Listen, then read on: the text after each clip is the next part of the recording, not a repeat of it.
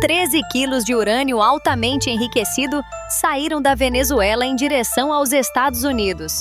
Dois países que, naquele momento, praticamente se odiavam em público. Isso não é rumor, não é teoria. É um acontecimento real, documentado, que ficou quase invisível nos noticiários. Um dos fatos mais surpreendentes da história nuclear recente da América do Sul. De um lado, a Venezuela de Hugo Chávez, que chamava o ZEOD de império e cortava relações quando convinha. Do outro, Washington, que monitorava cada movimento nuclear no hemisfério. Em plena era em que Chávez recebia Ahmadinejad com abraços e discursos anti-americanos, alguém nos bastidores estava negociando algo completamente diferente com Washington, silenciosamente. Poucos sabem que a Venezuela tinha um programa nuclear. Nos anos 1950, durante a ditadura de Marcos Pérez Jiménez, o país comprou um reator de pesquisa dos Estados Unidos. Parecia modernização. O reator foi instalado em Caracas, num complexo chamado Instituto Venezolano de Investigações Científicas. Era pequeno, mas funcionava. E funcionava com urânio altamente enriquecido, fornecido pelos próprios americanos. Reatores de pesquisa desse tipo usavam urânio altamente enriquecido porque eram projetos antigos. O problema é que esse mesmo material, em quantidade suficiente, pode ser usado para construir uma arma nuclear. Nos anos 1970, os Estados Unidos começaram a se preocupar com isso. Criaram um programa chamado RERTR, cujo objetivo era convencer países a devolver o urânio enriquecido e converter seus reatores para combustível menos perigoso. A Venezuela entrou nesse radar especialmente depois de 1999, com a chegada de Chávez ao poder. Não porque ele quisesse uma bomba, mas porque ninguém em Washington queria urânio enriquecido perto de um governo imprevisível. Chávez tinha relações próximas com o Irã, que estava desenvolvendo seu programa nuclear sob pressão internacional. Esse vínculo deixava Washington ainda mais nervoso com o urânio que ficava guardado em Caracas. O reator venezuelano parou de funcionar no início dos anos 1990, mas o combustível continuou lá. 13 quilos de urânio enriquecido, sentados num instituto de pesquisa em Caracas, sem função prática nenhuma. Para especialistas em não proliferação nuclear, material parado é material vulnerável. Quanto mais tempo fica sem uso oficial, maior a chance de desvio, de roubo, de alguém com outros planos encontrar uma forma de chegar até ele. A operação não começou com um telefonema entre presidentes. Começou em níveis técnicos, entre funcionários do Departamento de Energia americano e contrapartes venezuelanas que entendiam de física, não de política. A Agência Internacional de Energia Atômica, o IAEA, funcionou como um elo neutro nesse processo. Era quem validava tecnicamente o que estava sendo transferido e garantia que os protocolos internacionais fossem seguidos. Urânio altamente enriquecido não vai numa caixa qualquer. Exige blindagem específica, containers certificados e uma cadeia de custódia rígida, com registros a cada etapa. Qualquer desvio aciona alertas internacionais.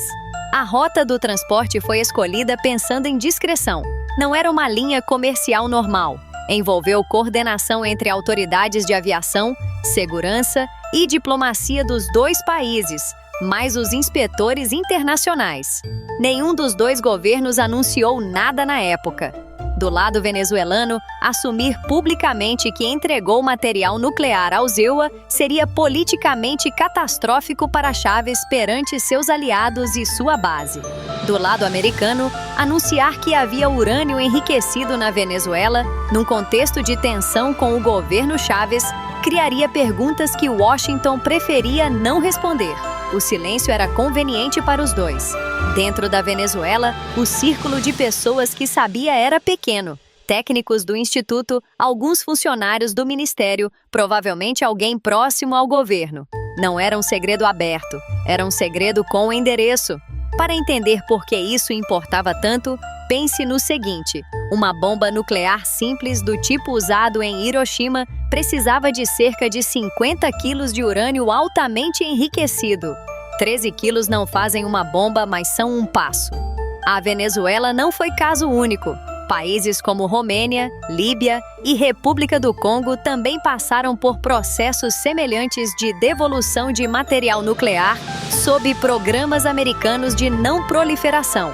Era uma política global, silenciosa. A pergunta que parece óbvia é essa: por que Chávez aceitou? A resposta mais provável é que ele nem sabia dos detalhes. A decisão pode ter ficado em nível técnico, abaixo do radar político do governo. No dia do carregamento, o que chama a atenção não é drama, é rotina. Técnicos com dosímetros, listas de verificação, containers lacrados, assinaturas em triplicata, a burocracia como escudo contra o caos. Mover material nuclear secretamente tem uma contradição básica. Você precisa de muita gente para fazer isso com segurança, mas cada pessoa que sabe aumenta o risco de vazamento. Era um equilíbrio impossível. Existia um risco político real. Se a operação vazasse antes de ser concluída, o governo Chávez enfrentaria acusações de entregar material estratégico ao inimigo declarado. Era combustível perfeito para uma crise interna. O material chegou aos Estados Unidos e foi encaminhado para instalações do Departamento de Energia responsáveis pelo processamento de combustível nuclear recuperado. Lá ele seria diluído, tornando-se impossível de usar em armas. Diluir urânio altamente enriquecido significa misturá-lo com urânio de baixo enriquecimento até que ele não seja mais utilizável para fins militares. O processo é irreversível. Uma vez feito, não tem volta. O instituto em Caracas continuou existindo, mas sem o combustível de alta potência, o reator não tinha mais função operacional. O que restou foi um prédio, documentos e técnicos que sabiam de algo que não podiam contar. A operação só veio a público anos depois, quando documentos do Departamento de Energia foram analisados por pesquisadores de não proliferação. Não foi uma denúncia, foi uma descoberta quase acidental. Quando a história apareceu em relatórios especializados, a reação foi mais de alívio do que de escândalo. O material tinha sido retirado de circulação.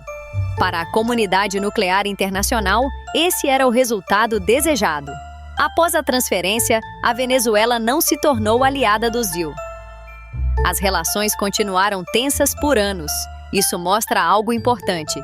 Cooperação técnica pode acontecer mesmo onde cooperação política parece impossível. O Programa Americano de Recuperação de Combustível Nuclear, ao longo de décadas, removeu material de mais de 30 países. A Venezuela foi uma peça pequena, mas representativa, desse esforço global de não proliferação. Nessa operação, não há herói claro. Os EUA removeram um risco. A Venezuela se livrou de um material sem uso e politicamente inconveniente. O IAEA cumpriu seu papel. Ninguém fez propaganda. E isso em geopolítica é raro. A grande lição dessa história é que diplomacia real raramente acontece nos discursos. Acontece em salas sem câmera, entre pessoas cujos nomes nunca aparecem nos jornais, resolvendo problemas que o público nem sabe que existem.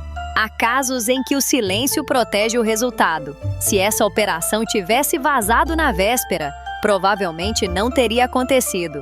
O segredo não foi desonestidade, foi a condição de possibilidade para um acordo real funcionar.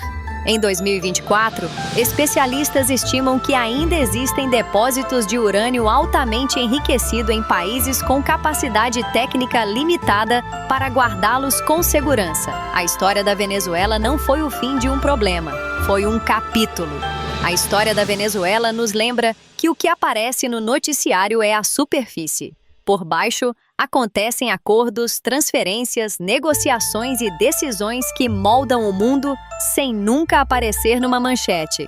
Venezuela e Estados Unidos conseguiram cooperar num assunto de segurança nuclear enquanto trocavam insultos em público. Estados são assim, contraditórios por natureza, movidos por interesses que nem sempre coincidem com a retórica.